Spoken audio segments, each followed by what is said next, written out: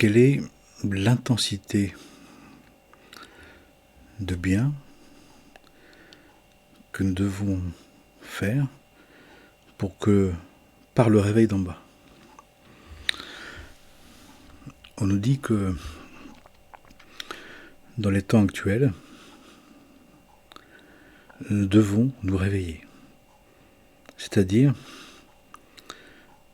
de provoquer une réponse d'en haut, des mondes divins, par un réveil d'en bas puissant, conscient, volontaire, choisi, par une initiative consciente, volontaire mais choisie, d'une densité, d'une intériorité, d'une intention, d'une puissance qui doit être au moins équivalente à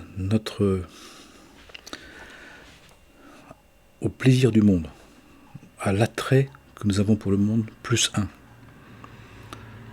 Notre intensité de relèvement, de repentance, de retournement, de métanoïa, de teshuva, de réveil d'en bas, doit être d'une intensité, d'une passion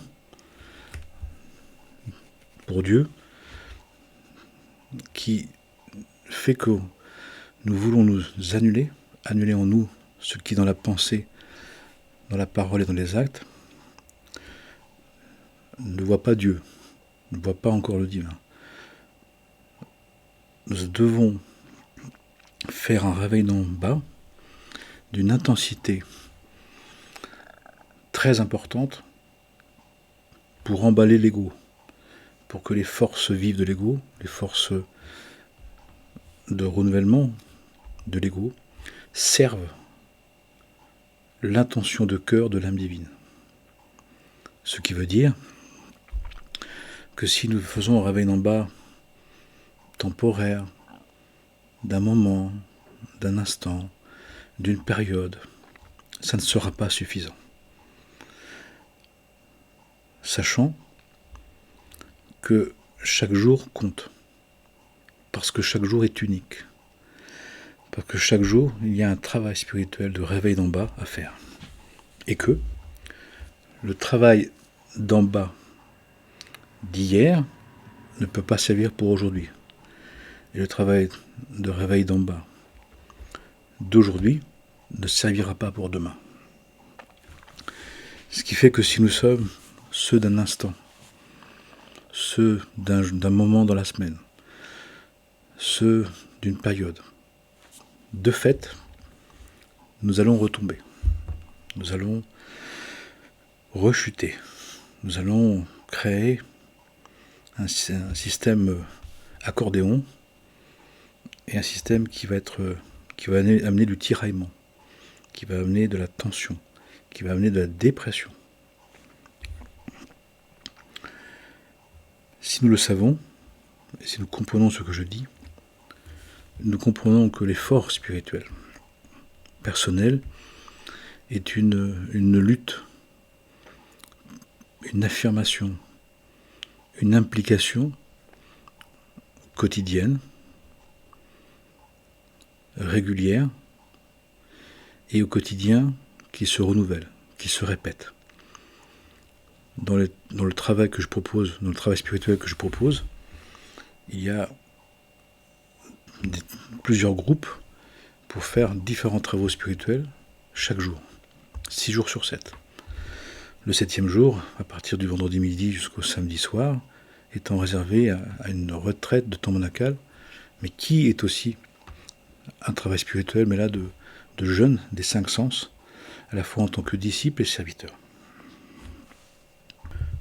Donc, la lumière divine des temps nouveaux, tout renouvelé, tout renouvelant, ne peut que venir et advenir qu'à partir d'un élan spirituel, d'une impulsion divine, d'une volonté porteuse d'une intention en pensée, en parole et en acte, où nous sommes dans une implication totale, véritable. Et cela dans le monde, dans notre vie, puisque nous avons à relier l'intériorité avec l'extériorité, l'être à la personnalité, le royaume des 7 sens suprasensibles avec le monde des 5 sens, ordre sensible, qui fait que l'effort demande d'être reconduit, d'être poursuivi au quotidien, qui fait que par exemple, sur un groupe, nous faisons les 5 prières par jour, pour que soit réimpulsé par un travail commun, justement cet élan, à la fois individuel et en commun, à la fois commun pour chaque personne. Qui fait que le réveil d'en bas, qui est encore une fois nécessaire, qui est impératif. Et j'ai fait une vidéo qui parlait du réveil d'en bas déjà, où il est expliqué clairement que dans ce temps dans lequel nous sommes, le divin veut nous réveiller, va nous réveiller, est en train de nous réveiller, qu'on le veuille ou pas.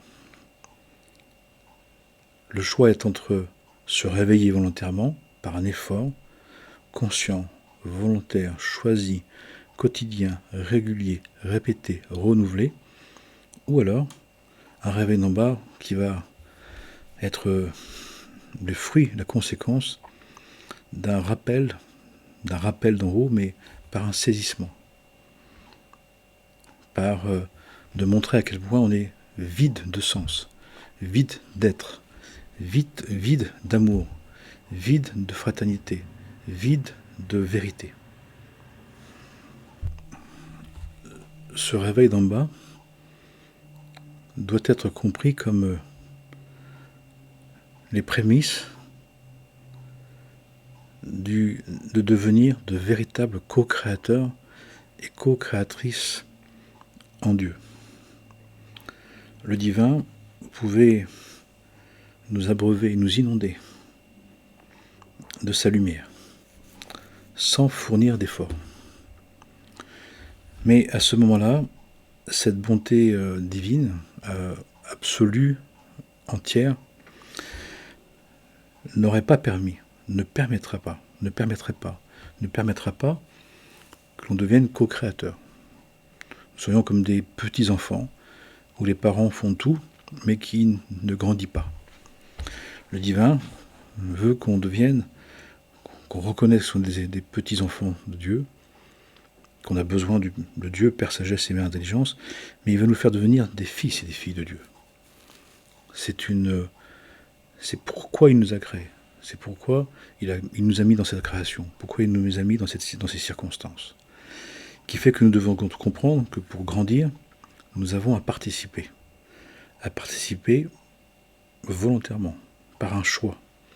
Un choix de nous purifier, le disciple, de nous sanctifier, le disciple et le serviteur, et de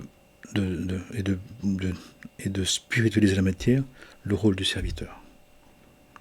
Dans une intensité qui nous demande de développer une quotidienneté pour que ça puisse au fur et à mesure justement nous imprégner suffisamment pour que les couches de la conscience, les couches de l'inconscient, des forces cachées de l'âme puissent s'activer, puissent ainsi recevoir, se préparer à recevoir l'abondante bénédiction que le divin veut nous offrir. Mais pour cela, nous avons à faire un geste pour dire que nous souhaitons le recevoir.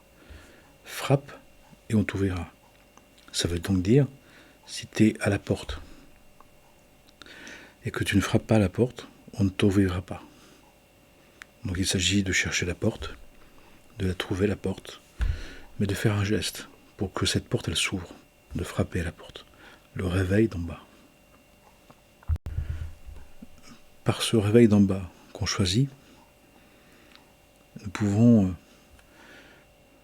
régler des comptes contentieux, des comptes des cieux, de régler des dettes spirituelles, en acceptant volontairement, en décidant de réorienter notre désir vers Dieu, et donc de nous servir de nos moyens, de nos finances, de nos qualités, de nos dons, de nos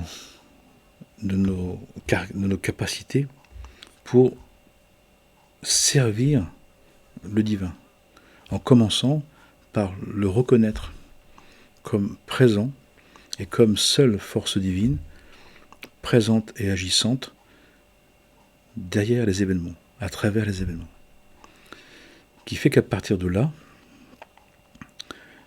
nous vivons les événements comme une initiation, comme un enseignement, comme une interpellation, comme la possibilité de voir en tant que disciple des défauts à corriger et de ne plus être simplement dans la réaction, mais à partir de la réaction de voir ce que nous avons à améliorer, et en tant que serviteur de servir, de prendre soin des situations, des circonstances comme étant la demande divine de prendre soin de sa création et de son humanité. Ce qui fait que le réveil d'en bas, dans sa perfection absolue, est dans l'intention. D'être dans une intention d'un cœur pur, d'un cœur propre, d'un cœur saint, de vouloir, de désirer servir le divin en toutes ses pensées, en toutes ses paroles, en tous ses actes. Qui fait que le travail du disciple, à cet endroit-là, c'est de dire, est-ce que je pense sert le divin? Je garde. Est-ce que cette parole sert le divin? Je garde. Est-ce que cet acte sert le divin? Je garde. Et je ne garde pas la pensée qui ne sert pas le divin, qui ne prend pas soin de la vie du vivant, en tant que disciple, en tant que serviteur. Pareil pour la parole, les sentiments, et pareil pour la volonté. Qui fait que nous sommes pétris, nous sommes pris par une intention de vivre le divin, de se discipliner, de s'accorder, de s'aligner, de se réaligner sur les valeurs divines en tant que disciples, en toutes nos pensées, nos paroles et nos actes, et de servir le divin, de se servir comme un être divin, un serviteur de Dieu, en toutes nos pensées, nos paroles et nos actes, par rapport à autrui. Autrui, notre prochain, la création et l'humanité. Quel qu'il soit, sans distinction, pour le bien de tous les êtres, et pour chaque être. De ce point de vue-là, on peut dire que le réveil d'en haut était un héritage.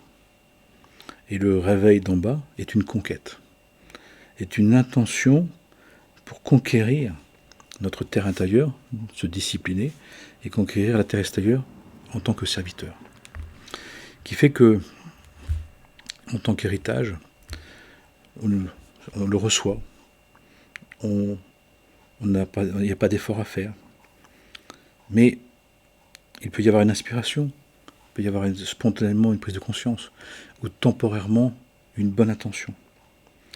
Mais les épreuves, les difficultés, les empêchements, le fait de ne pas être reçu, de ne pas être compris, que ça ne fait pas comme on veut, va au fur et à mesure faire que cette lumière reçue, offerte, s'épuise et nous vide.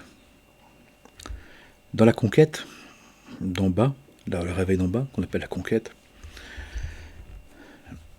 ce travail peut paraître plus long, plus fastidieux, moins impressionnant, moins démonstratif.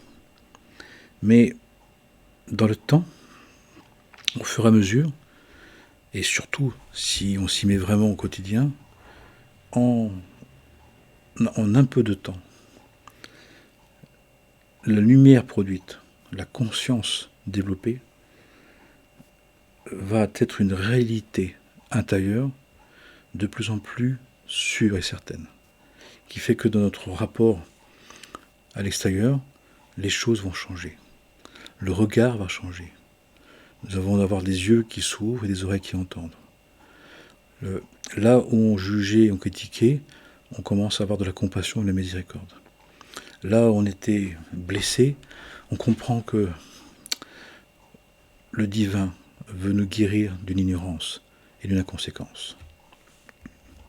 Là où on doutait de la présence, on comprend que la présence qui est cachée est parce que le travail de préparation en nous n'est pas suffisant pour que se révèle sa vérité, révèle son enseignement, qui demande donc un approfondissement du travail du disciple et du serviteur.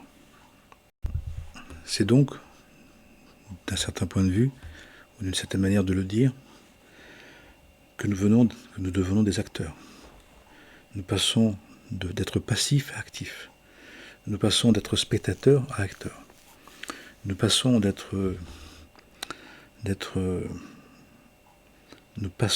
devenir des conquérants de la lumière, de la vérité, de la vie, de la justice, de l'amour.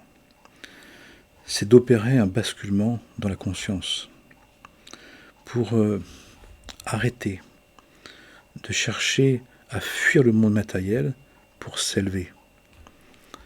Et au contraire, de choisir d'être dans le monde matériel, au cœur du monde, dans une conscience renouvelée, intensifiée de la présence du divin que nous souhaitons vivre en nous, révélation intérieure du disciple, pour la révéler à l'extérieur, de la témoigner de sa parole, de sa présence, comme serviteur. Ce n'est donc plus d'être que du monde sans Dieu, ou d'être que en Dieu sans le monde, mais bien une stratégie spirituelle d'incarner les valeurs divines dans le monde et de spiritualiser son être pour diviniser la matière, de diviniser son être pour spiritualiser la matière.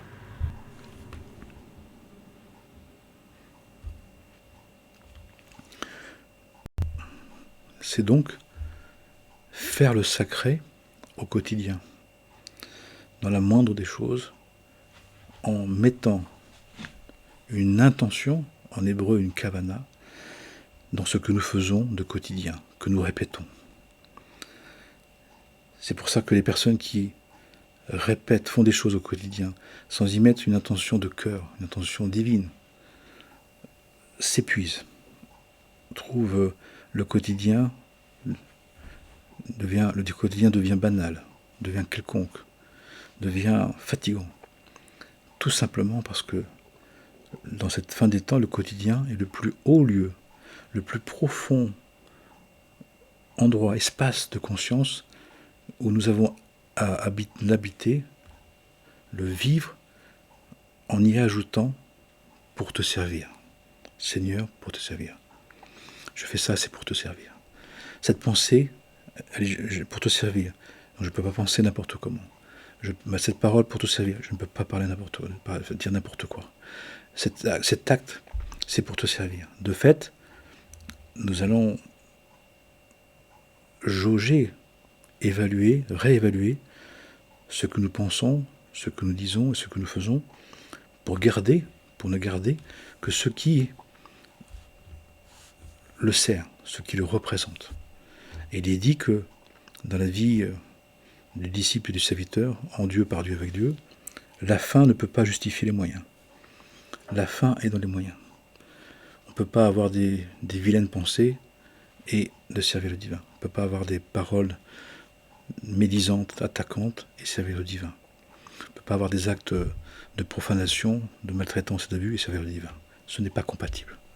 Donc de fait, en souhaitant faire ce réveil d'en bas qui fait qu'on On dit que ce qu'on pense, ce que l'on dit, ce que l'on fait, c'est pour le servir, pour servir le plus haut degré de l'éternité, de l'éternel éternel, de l'éternité infinie.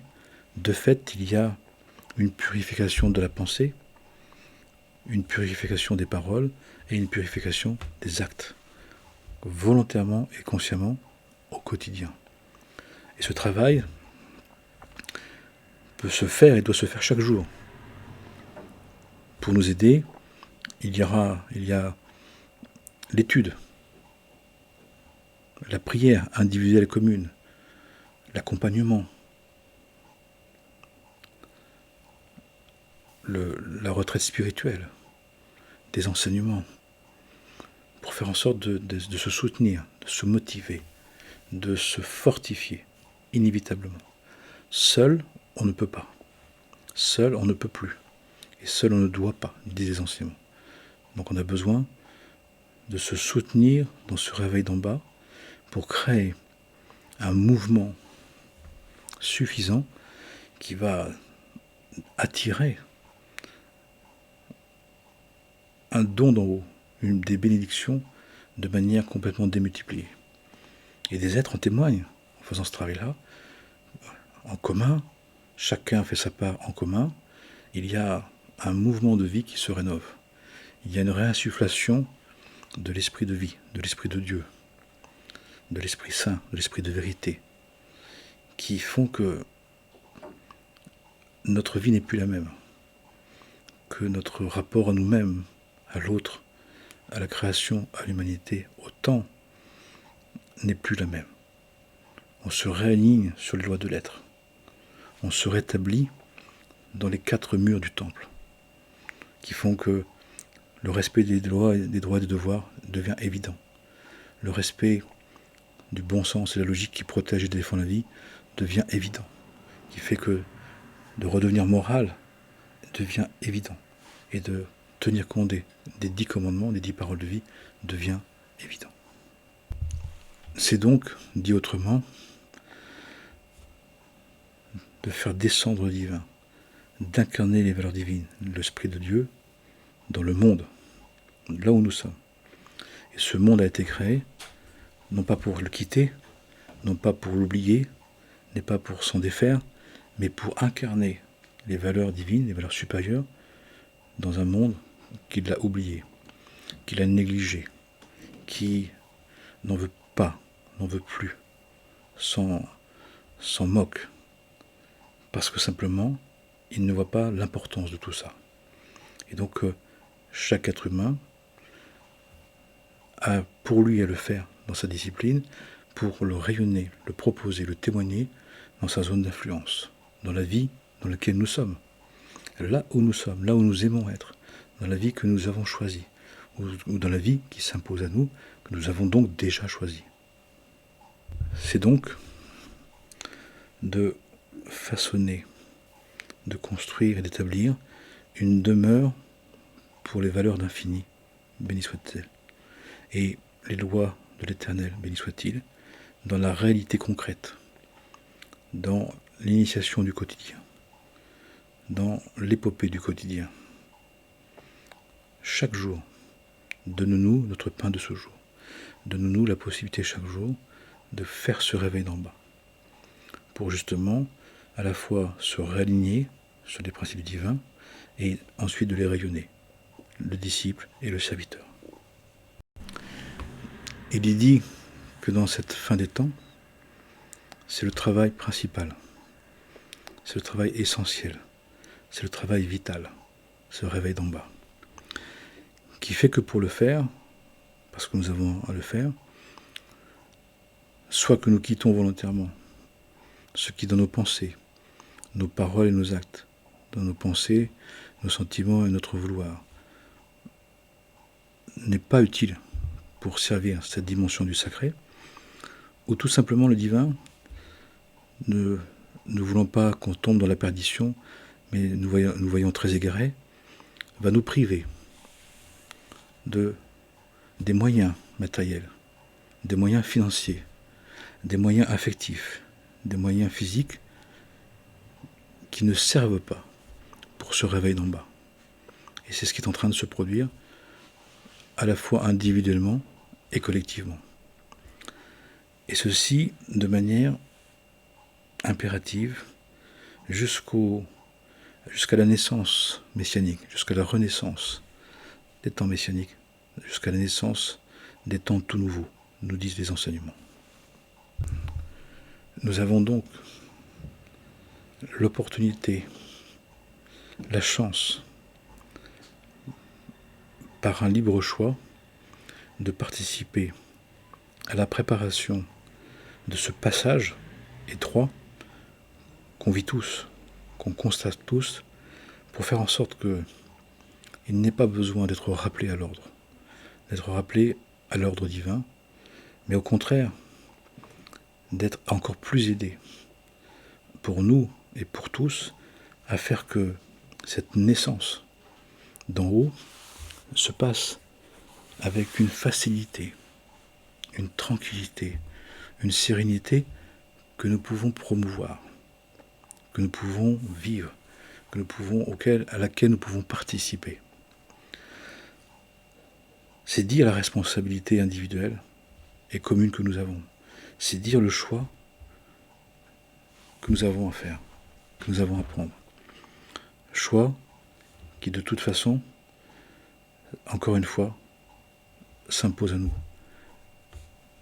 Nous devons le faire. Mais nous avons le choix, la possibilité de participer, pour ne pas subir, de choisir, pour ne pas se sentir obligé, de ne pas jouer la victime, de ne pas jouer l'ignorant, de ne pas jouer le rebelle, l'insoumis, le marginal, mais au contraire, de vivre à sa manière, dans sa vie, telle que nous sommes, là où nous sommes, de choisir de vivre selon les principes du divin, de vivre selon les valeurs divines. Quoi qu'en pensent les autres, quoi qu'en fassent les autres, le travail de discipline est pour soi. Il n'appartient pas aux autres. Le travail du serviteur, c'est de témoigner, de rayonner. Si on peut en parler, on en parle. Si on ne peut pas en parler, on n'en parle pas. Dans tous les cas, on laisse rayonner ce qu'on a trouvé en nous, cette connexion divine, cette reconnexion divine, qui fait qu'il y a un rayonnement de l'être qui vient influencer. Et si on ne peut pas en parler, on n'en parle pas. On n'injoncte pas. On n'oblige pas. On n'impose pas. On propose en le vivant. On propose en le partageant si on peut. On propose en aidant si c'est possible. Mais dans tous les cas, on décide de participer à un élan de résurrection, un élan de réinsufflation de la vie du vivant, parce que nous avons la possibilité de le faire, parce que nous ne voulons plus être des enfants, mais des fils et des filles de Dieu, d'être participants, co-participants, mais dans le degré du divin, dans l'aspect du divin, qui fait que nous pourrons supporter que là où il y a le bien, de le nourrir, de le conserver. Et là où il n'y a pas encore le bien, là où il y a encore du mal, d'amener le divin, d'appeler le divin, pour que ce mal ne devienne pas mauvais, pour que ce mal révèle son potentiel de bien en étant nettoyé, défait de ce qui justement est mauvais et qui doit être supprimé, annulé, détruit. Ça nous appartient à chacun et chacune. Amen et Amana. Amen et Amen. Amen de la Mana. Amen et Amen. Amen et Amana. Amen de la Mana. Que la paix soit sur nous, en nous et tout autour de nous, pour le bien de tous les êtres. Shalom, la paix, salam.